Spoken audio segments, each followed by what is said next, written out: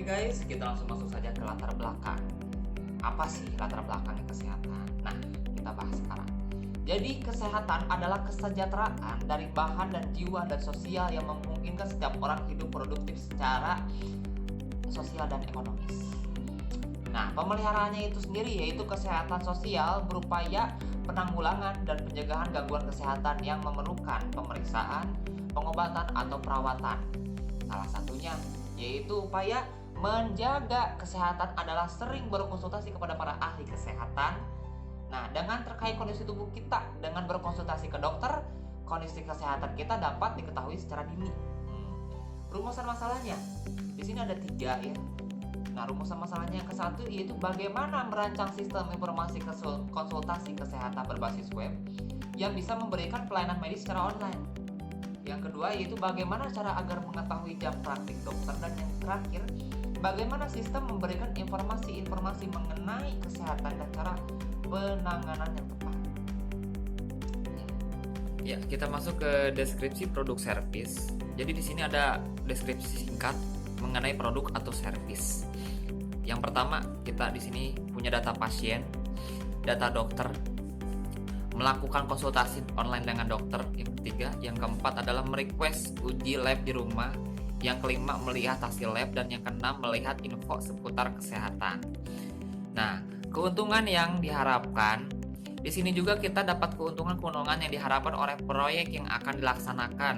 Dari sisi pasien, yaitulah kemudahan berkonsultasi dengan dokter secara online. Kedua, kemudahan dalam mendapatkan obat. Ketiga, kemudahan dalam pemeriksaan, dan yang terakhir dapat dilakukan dari jarak jauh. Dan dari sisi dokternya, kemudahan mendapatkan pasien, kemudahan dalam berinteraksi dengan pasien, dan yang terakhir dapat dilakukan dengan jarak jauh. Ya, kita langsung saja masuk ke aktivitas perencanaan, maksudnya perencanaan aktivitas secara global ya, Nah, di sini kita akan menemui aktivitas-aktivitas yang akan dikerjakan untuk memenuhi fase inisiasi dan fase perencanaan secara global. Di sini tuh kita mempunyai deskripsi aktivitas, jumlah hari, dan estimasi biayanya. Yang pertama ada studi literatur ya, dengan jumlah hari yaitu 20 dan estimasi biaya yaitu 30.000. Identifikasi masalah yang kedua dengan jumlah hari 10, estimasi biaya 100.000. Yang ketiga adalah pengumpulan data dengan jumlah hari 10 dengan biaya 20.000. Yang keempat ada konsep perencanaan web dengan jumlah hari 20 dengan estimasi biaya 400.000. Yang kelima ada uji coba. Nah, di sini dengan jumlah hari 90 dan estimasi biaya 150.000. Dan yang keenam kita mempunyai evaluasi dengan jumlah hari 20 dan estimasi biaya sebesar 100.000. Dan yang ketujuh kita mempunyai tahap penyempurnaan dengan jumlah hari 10 dan estimasi biaya 100.000. Dan yang terakhir kita mempunyai penulisan laporan yaitu dengan jumlah hari 10 dan biaya 100.000. Itulah perencanaan aktivitas secara global. Analisis sistem berjalan. Prosedur sistem berjalan yang ada di konsultasi kesehatan. Sistem informasi itu ada 3, yaitu 1. User pasien atau pengunjung. Pasien dapat login, pasien dapat memilih kategori spesialis untuk berkonsultasi, pasien dapat memilih dokter sesuai keinginan, pasien dapat diarahkan ke menu chat dengan dokter yang telah dipilihnya. Pengunjung dapat melihat fitur yang tercantum, pengunjung dapat melihat artikel yang ada. Untuk kedua user dokter dapat menerima chat konsultasi dari pasien. Yang kedua, dokter dapat memberi resep obat dan mendiagnosa. Untuk yang terakhir, yang ketiga, admin dapat menerima chat pesan dari pasien atau pengunjung, dan admin juga dapat membalas pesan jika dokter sedang tidak aktif atau online. Untuk analisis kebutuhan sistem, di antaranya adalah 1. Analisis kebutuhan fungsional. Kebutuhan fungsional adalah kebutuhan pada sistem yang merupakan layanan dalam aplikasi yang harus disediakan, serta gambaran proses dari reaksi sistem terhadap masukan sistem dan yang akan dikerjakan oleh sistem. Di antaranya adalah sebagai berikut. A. Sistem mampu memberikan informasi seputar kesehatan. B. Dapat melakukan konsultasi dengan dokter pilihan secara online. Dan C. Sistem dapat dilengkapi dengan fitur-fitur tips kesehatan. Yang kedua, analisis kebutuhan non-fungsional. Analisis kebutuhan non-fungsional dapat digunakan sebagai suatu bentuk kebutuhan berupa perangkat yang dibutuhkan sistem yang dapat terbagi dalam hal-hal untuk pengembangan dan penggunaannya. Untuk analisis kebutuhan perangkat keras atau hardware, kebutuhan perangkat keras hardware merupakan analisis kebutuhan sistem yang digunakan untuk mengetahui secara jelas perangkat yang dibutuhkan untuk mendukung proses pengembangan dan penggunaan dari sistem aplikasi yang akan dibuat. Adapun spesifikasinya adalah sebagai berikut. Kebutuhan perangkat keras pengembangan yang pertama adalah prosesor Intel Core i-Core 5 2,5 GHz. Yang kedua, Intel HD grafik Nvidia GT 820M.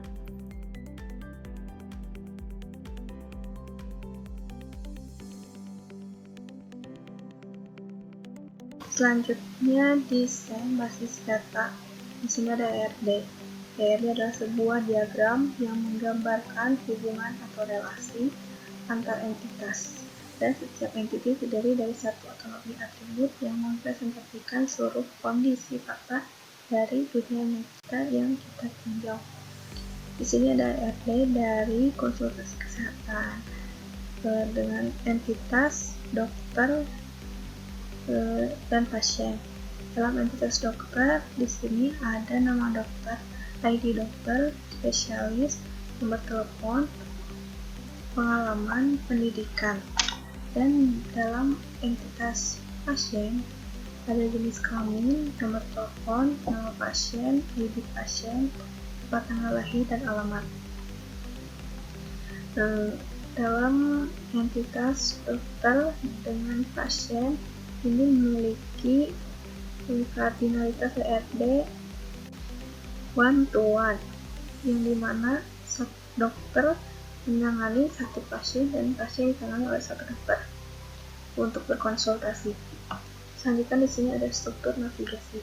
Struktur navigasi yaitu susunan menu atau hierarki dari suatu situs yang menggambarkan isi dari setiap halaman dan link atau navigasi tiap halaman pada suatu situs web. Di sini ada user pasien, lalu masuk ke home. Di dalam home itu ada beberapa fitur dan juga artikel.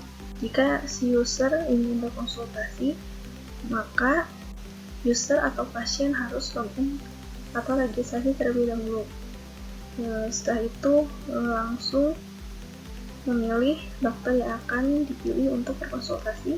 Setelah berkonsultasi, pasien atau user bisa login.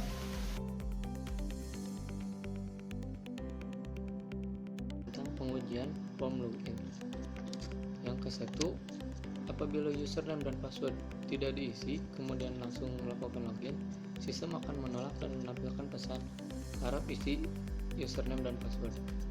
Dan yang kedua, apabila mengetikkan user dan password tidak diisi atau kosong lalu melakukan login, sistem akan menolak dan menampilkan pesan password belum diisi. Dan yang ketiga, mengetikkan password dan username tidak diisi lalu melakukan login, sistem akan menolak dan menampilkan pesan username belum diisi. Yang keempat, mengetikkan username tetapi password tidak sesuai kemudian melakukan login, sistem akan menolak dan menampilkan pesan username atau password yang Anda masukkan salah. Dan yang kelima, apabila mengetikkan username dan password diisi dan dengan benar, kemudian klik login, sistem menerima akses login dan kemudian menampilkan halaman utama sesuai harapan. Sukses.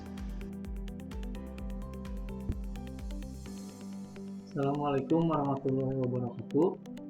Saya di sini akan menjelaskan tentang desain antarmuka. Di sini adalah tampilan utama webnya tentang konsultasi. Di sini ada beberapa menu, ada home, about, fitur, blog, dan kontak. Kita langsung saja masuk ke menu login di sini. Kita klik menu login, maka akan muncul tampilan seperti ini. Di sini kita bisa langsung memasukkan username dan passwordnya. Apabila kita belum mempunyai username dan password, kita lakukan registrasi terlebih dahulu. Kita klik tombol registrasi ini dan muncul tampilan seperti ini. Kita isi registrasinya dengan isi nama depan, nama belakang, tempat tanggal lahir, dan lain-lain. Lalu setelah selesai, kita submit dan akan kembali menuju menu login ini. Kemudian kita isikan yang tadi telah dibuat username dan passwordnya, lalu login dan akan kembali ke menu utamanya lagi. Nah, di tampilan web ini ada beberapa menu, ada home, about, fitur, blog, dan kontak. Di menu home ini adalah tampilannya, dan di menu about ini tentang web ini. Jadi web ini adalah sebuah web yang memudahkan dalam menanyakan seputar kesehatan. Web ini dapat memudahkan seseorang dalam bertanya mengenai suatu keluhan kesehatan kepada dokter spesialis mengenai suatu penyakit dan cara pengobatannya. Lalu di sini ada fitur. Fitur ini ada 3: dokter, obat, dan penyakit. Untuk fitur dokter ini, apabila kita klik akan muncul seperti ini. Dan di sini kita bisa langsung bertanya kepada dokternya. Apa kita ingin bertanya dengan dokter kandungan, dokter gigi, dokter mata, dan organ dalam. Kita bisa langsung menanyakan lewat Facebook, Instagram, Twitter, dan WhatsApp. Kemudian yang kedua ada fitur obat. Di fitur obat ini apabila kita klik akan muncul seperti ini. Di sini ada berbagai macam obat, dari mulai A sampai Z. Ada sesuai penyakitnya. Kita bisa lihat. Kita ambil contoh acetaminophen yang ini. Kita klik akan muncul seperti ini. Di sini ada fungsi penggunaannya, pencegahannya, efek samping, interaksi obat, dan dosis. Dan yang ketiga ada penyakit. Di sini ada penyakit. Apabila kita klik, ada jenis-jenis penyakitnya dari mulai A sampai Z. Kita ambil contoh aja yang anemia. Kita klik yang anemia dan muncul seperti ini. Di sini ada semacam blognya ya. Jadi di sini ada dijelaskan anemia itu adalah penyakit yang disebabkan kurangnya sel darah. Penjelasannya, dan ada tanda-tandanya seperti keletihan, pucat, jantung berdebar, sesak napas, pening kepala, dan lain-lain.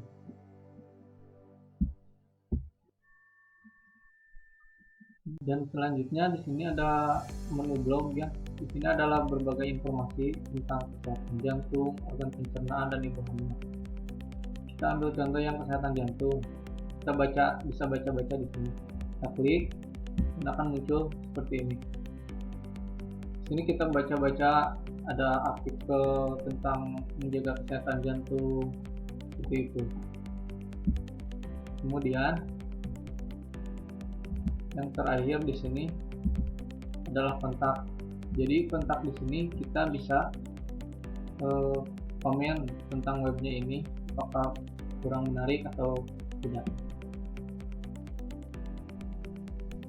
Lalu kemudian di sini ada menu, kita bisa menanyakan sesuatu di sini. Tetapi di sini apabila dokter sedang off, di sini bisa langsung bertanya kepada admin. Kita ketikkan sesuatu, misalnya untuk menanyakan sesuatu.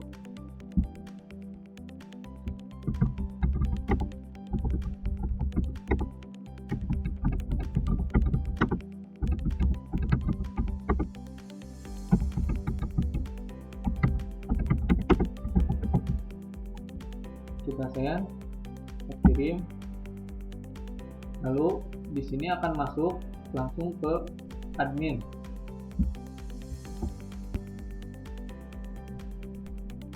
Nah, jadi masuknya ke sini karena saya ambil contoh saya itu admin. Jadi di sini admin juga bisa langsung menjawabnya. Maka